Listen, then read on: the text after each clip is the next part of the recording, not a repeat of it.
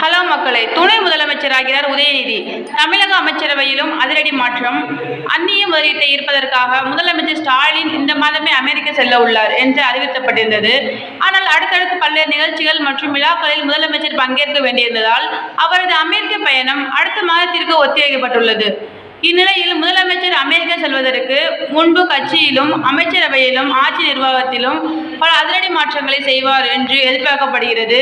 இது குறித்து முதலமைச்சர் ஸ்டாலின் தற்போது ஆலோசனை நடத்தி வருவதாக தெரிய வந்துள்ளது.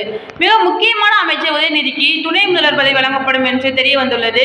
மேலும் இதற்கான அடுத்த கட்ட நடவடிக்கைகள் ஏற்கனவே தொடங்கிவிட்டதாகவும் தெரிய வந்துள்ளது. எனவே உதயநிதி துணை முதலமைச்சராவது குறித்த அறிவிப்பு விரைவில் வெளியாகும் என்று எதிர்பார்க்கப்படுகிறது.